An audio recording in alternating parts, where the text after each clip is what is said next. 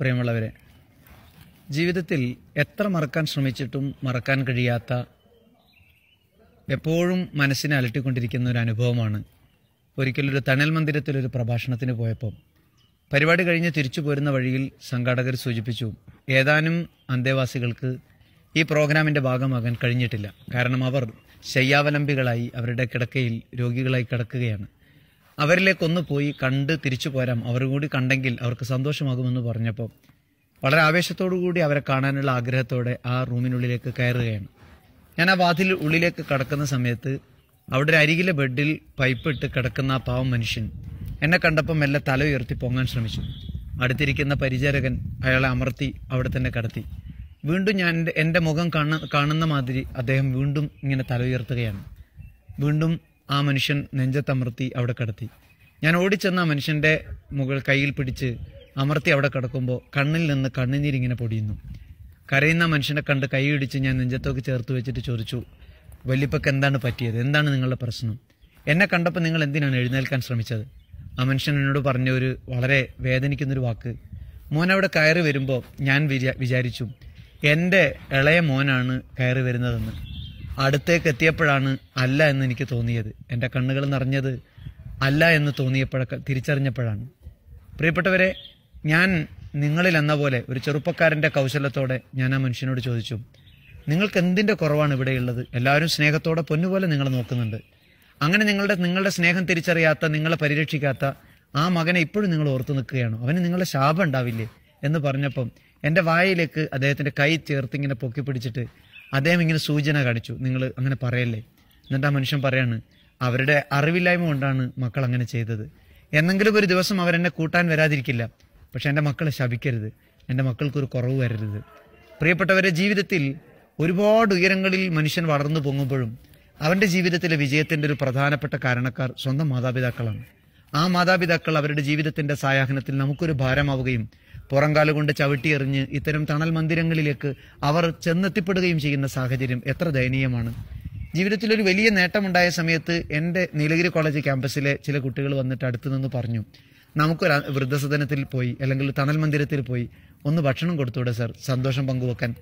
ഞാൻ ചോദിച്ചു, നിങ്ങൾ സ്ഥിരമായി പോകാറുണ്ടോ? അവർ പറഞ്ഞു, ഞങ്ങൾ എപ്പോഴും പോകാറുണ്ട് സാർ, ഞങ്ങൾ ബർത്ത്ഡേ ആഘോഷിക്കാറ് അവിടെയാണ്, അവരോടൊപ്പമാണ് ഞങ്ങൾ പലപ്പോഴും സന്തോഷങ്ങൾ പങ്കുവെക്കാറുള്ളത്. ഞാൻ ചോദിച്ചു, നിങ്ങൾക്ക് അറിയാവുന്ന എത്ര വൃദ്ധസദനങ്ങളുണ്ട്? അവരൊരു വൃദ്ധസദനത്തിൻ്റെ പേര് പറഞ്ഞു. കൂട്ടത്തിൽ ഒരാൾ പറഞ്ഞു, ഞങ്ങൾ കേട്ടിട്ടുണ്ട് സാർ, ഒരുപാട് വൃദ്ധസദനങ്ങൾ ഈ പരിസരത്തൊക്കെ ഉണ്ട് എന്ന്. അതെൻ്റെ മനസ്സിലൊരു സ്പാർക്കായി കയറി. ഞാൻ അവരോട് വളരെ സ്നേഹത്തോടെ പങ്കുവച്ചു, നമുക്കെല്ലാവരും കൂടെ പരിശ്രമിച്ചാൽ ഒരു തണൽ മന്ദിരം എന്നതിനപ്പുറത്ത് നമ്മുടെ ചുറ്റുമുള്ള എത്ര അന്തേവാസികളുണ്ട്, അവരിലേക്കെല്ലാം ഈ സന്തോഷം നമുക്ക് കൊല്ലത്തിൽ ഒരിക്കലെങ്കിലും കൊടുക്കാൻ നമുക്കൊന്ന് കൂട്ടമായി പരിശ്രമിച്ചുകൂടെ? ആ അന്വേഷണമാണ് ഇറങ്ങിത്തിരിച്ചപ്പോൾ വലിയ വേദനയോടെ ഞെട്ടിക്കുന്ന രൂപത്തിൽ ചില യാഥാർത്ഥ്യങ്ങളിലേക്ക് നമ്മളെ കൊണ്ടെത്തിച്ചത്. ഈ നീലഗിരി വയനാട് പോലത്തെ അത്രയൊന്നും ആധുനികതയുടെ മോടി കടന്നുകൂടിയിട്ടില്ലാത്ത തനി ഗ്രാമീണതയുടെ സൗന്ദര്യം ഇന്നും നിലനിൽക്കുന്ന ഒരു പ്രദേശത്ത് പോലും 20-ലധികം തണൽ മന്ദിരങ്ങൾ അഭയാർത്ഥികളായി അല്ലെങ്കിൽ ഇത്തരം വേദനയായി കഴിയുന്ന അനാഥരായി കഴിയുന്ന പാവപ്പെട്ട മാതാപിതാക്കളെ സംരക്ഷിക്കുന്ന അഭയാരണ്യങ്ങൾ 20-ലധികമുണ്ട്. അവിടങ്ങളിൽ 600-ലധികം അന്തേവാസികൾ ഉണ്ട് എന്ന് ഞാനും തിരിച്ചറിയുമ്പോൾ എത്ര അത്ഭുതം തോന്നുന്നു പ്രിയപ്പെട്ടവരെ. മനുഷ്യനേറെ സംസ്കാര ചിത്തനാണെന്ന് വിശ്വസിക്കുന്ന ഒരു കാലത്ത് 600-ലധികം മക്കൾ ഉണ്ടായിട്ടും ഒറ്റപ്പെട്ടു പോയ, അല്ലെങ്കിൽ ആരോരുമില്ലാതെ അവർ സംരക്ഷണം കിട്ടാതെ അന്യരായിപ്പോയ വേദന നമ്മൾ എത്ര കണ്ട് സങ്കടപ്പെടുത്തേണ്ടതാണ്. ഈ ഒരു പശ്ചാത്തലത്തിലാണ് നീലഗിരി കോളേജ് ഇതിനെതിരെയുള്ളൊരു സോഷ്യൽ ക്യാമ്പയിന് തുടക്കം കുറിക്കുക എന്ന രീതിയിൽ ഇന്റർനാഷണൽ ഹാപ്പിനെസ് ഡേയിൽ ഒരുപക്ഷെ ഇന്ത്യയിലെ തന്നെ കോളേജുകളിൽ ആദ്യമായി ഹാപ്പിനെസ് സെന്റർ സ്ഥാപിച്ച ഒരു കലാലയമാണ് നീലഗിരി കോളേജ്. ആ ഹാപ്പിനെസ് സെന്ററിന്റെ സാരഥ്യത്തിൽ ഇത്തരം ഒരു പ്രോഗ്രാമിനെ കുറിച്ച് ചിന്തിക്കുന്നത്. ആ പ്രോഗ്രാം ഇന്റർനാഷണൽ ഹാപ്പിനെസ് ഡേ അവർക്ക് വേണ്ടി ഡെഡിക്കേറ്റ് ചെയ്യുക. നമ്മുടെ ക്യാമ്പസിലെ പ്രിയപ്പെട്ട മക്കൾ ഓരോ വൃദ്ധസദനങ്ങളിലെയും അന്തേവാസികളെ മനസ്സുകൊണ്ട് ഏറ്റെടുക്കുക. ആ അഡോപ്ഷൻ സ്നേഹത്തിൻ്റെതാണ്, സന്തോഷത്തിൻ്റെതാണ്. ജീവിതത്തിലെ നല്ല മുഹൂർത്തങ്ങളിലെല്ലാം അവരെ ചെന്ന് കാണുക, അവർക്ക് സ്നേഹം കൊടുക്കുക, അവരുടെ മകനും മകളുമായി മാറാൻ പ്രതിജ്ഞയെടുക്കുക. മക്കളോട് ഇത് പങ്കുവച്ചപ്പോൾ ആവേശത്തോടെ അതിൽ ഏറ്റെടുത്തു. സ്നേഹത്തോടുകൂടി ക്യാമ്പസ് മുഴുക്കെ രക്ഷിതാക്കളും അധ്യാപകരും ഈ സ്ഥാപനത്തിന്റെ അഭ്യുദയകാംക്ഷികളും എല്ലാം വലിയ ആവേശത്തോടെ അത് കൂടെ കൂടി.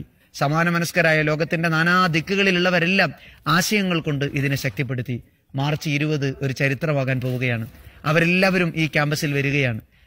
കിടപ്പ് രോഗികളായ പാവങ്ങൾ ഒഴിച്ച് ബാക്കി എല്ലാവരും ഈ വേദിയിൽ 400-ലധികം ആളുകൾ ഒരുപക്ഷെ നമ്മളെ നാട് കണ്ട ഏറ്റവും ആദ്യത്തെ സംഗമം, ഇത്രയധികം വൃദ്ധമന്ദിരങ്ങളിലെ, തണൽ മന്ദിരങ്ങളിലെ അന്തേവാസികൾ ഒന്നിച്ചുകൂടുന്ന സംഗമമായി നീലഗിരി ക്യാമ്പസിലെ ഈ മനോഹരമായ കൂടിയിരുത്തം മാറുകയാണ്.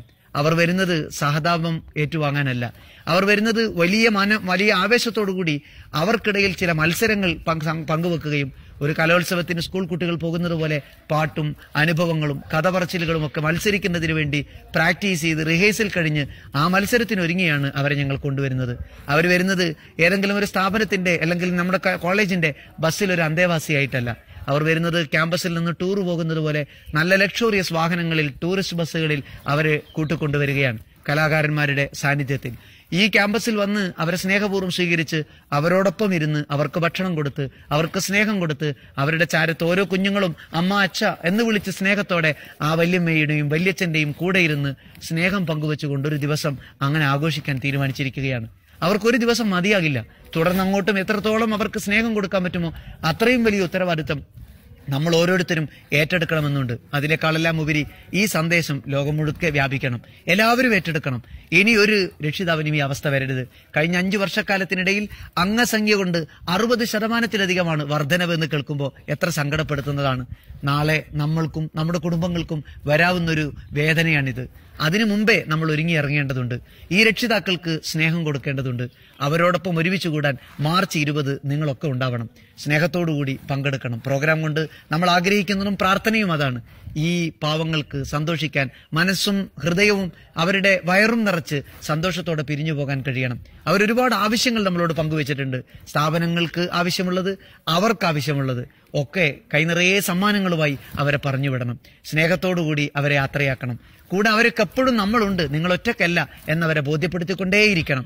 ഇതിനെല്ലാം ഉപരി വൃദ്ധസദനം എന്ന പദപ്രയോഗം തന്നെ നിഘണ്ടുവിൽ നിന്ന്, മനുഷ്യന്റെ സാംസ്കാരിക നിഘണ്ടുവിൽ നിന്ന് ഇല്ലാതാക്കണം. അവരെ ആദരിക്കുന്ന പദപ്രയോഗങ്ങൾ നടത്താൻ അവസരങ്ങൾ സൃഷ്ടിക്കണം. പ്രിയപ്പെട്ടവരെ, നിങ്ങൾ ഒന്നിച്ചു ചേരണം. നിങ്ങളുടെ കുടുംബത്തോടൊപ്പം മാർച്ച് 20 സുൽത്താൻ ബത്തേരിയുടെ അടുത്ത് താളൂരിൽ സ്ഥിതി ചെയ്യുന്ന നീലഗിരി കോളേജിലേക്ക് രാവിലെ 10 മണി മുതൽ 4 മണി വരെ നിങ്ങളും എത്തിച്ചേരുക. ഒരുപാട് പ്രഗത്ഭരായ കലാകാരന്മാരും പ്രഗത്ഭരായ സാമൂഹ്യ പ്രവർത്തകരും വിചക്ഷണരും വിദ്യാഭ്യാസ മേഖലയിൽ പ്രവർത്തിക്കുന്നവരുമെല്ലാം അന്നേ ദിവസം നമ്മളോടൊപ്പം ചേരുമെന്ന് ഇതിനോടകം അറിയിച്ചിട്ടുണ്ട്. നിങ്ങളും ഞങ്ങളോടൊപ്പം ഉണ്ടാവുക. ഒരുപാട് ആവശ്യങ്ങൾ കുഞ്ഞുങ്ങൾ പറയുന്നത് പോലെ അവർ ഞങ്ങളോട് പങ്കുവച്ചിട്ടുണ്ട്. ആഗ്രഹമുണ്ട്. അതൊക്കെ പൂർത്തീകരിച്ച് സന്തോഷത്തോടെ അവരെ പറഞ്ഞു വിടണമെന്ന്. നിങ്ങൾ അതിന് സാമ്പത്തികമായും അല്ലാതെയും നിങ്ങൾക്ക് അതിന്റെ കൂടെ കൂടാൻ പറ്റുമെങ്കിൽ സമ്മാനങ്ങൾ അവർക്കൊരുക്കി കൊടുത്ത് നിങ്ങളും ഈ ദൗത്യത്തിന്റെ ഭാഗമാകണം. ഒടുവിൽ എനിക്ക് പറയാനുള്ളത്, എനിക്ക് നിങ്ങൾക്കുമൊക്കെ ഇഷ്ടംപോലെ സൗഹൃദങ്ങളുണ്ട്, സോഷ്യൽ മീഡിയയിലുണ്ട്, നമ്മുടെ കുടുംബങ്ങളിലുണ്ട്. നമ്മുടെ ഒരു വാക്ക്, ഒരു മെസ്സേജ്, അവരോട് ഐക്യദാർഢ്യം പ്രകടിപ്പിക്കുന്ന ഒരു സന്ദേശം അത് നിങ്ങൾക്കും എനിക്കും കൊടുക്കാൻ കഴിഞ്ഞാൽ, അത് നമ്മുടെ ഇടങ്ങളിലെല്ലാം അത് പ്രചരിപ്പിച്ചാൽ ഒരുപക്ഷെ അതൊരു വലിയ സാമൂഹ്യ മാറ്റത്തിന്റെ കാരണമായി മാറും. നമ്മൾ ഒന്നിച്ചു ചേർന്ന് ഇന്റർനാഷണൽ ഹാപ്പിനെസ് ഡേയിൽ ലോകത്തോട് ഉറക്കെ പറയുക, ഇനി ഇത്തരം പാവങ്ങൾ ഉണ്ടാവരുത്. അവർക്ക് സ്നേഹം കിട്ടാതെ പോകുന്ന ദയനീയമായ സാഹചര്യങ്ങൾ സംഭവിച്ചുകൂടാ. പ്രിയപ്പെട്ടവരെ, ഒന്നിച്ചു ചേരുക. അവരോട് സഹതപിക്കാനല്ല, അവരെ സന്തോഷിപ്പിക്കാനും അവരുടെ സ്നേഹങ്ങളിൽ പങ്കാളിയാവാനും നമ്മൾ ഒന്നിച്ചു ചേരേണ്ടതുണ്ട് എന്ന സ്നേഹത്തോടുകൂടി ആവശ്യപ്പെട്ടുകൊണ്ട് നീലഗിരി കുടുംബത്തിലേക്ക്, ഈ ക്യാമ്പസിലേക്ക് നിങ്ങളെല്ലാവരെയും ഹൃദയപൂർവ്വം സ്വാഗതം ചെയ്തുകൊണ്ട് ഞാൻ എൻ്റെ വാക്കുകൾ ഉപസംഹരിക്കുന്നു. നിങ്ങൾക്ക് നന്ദി.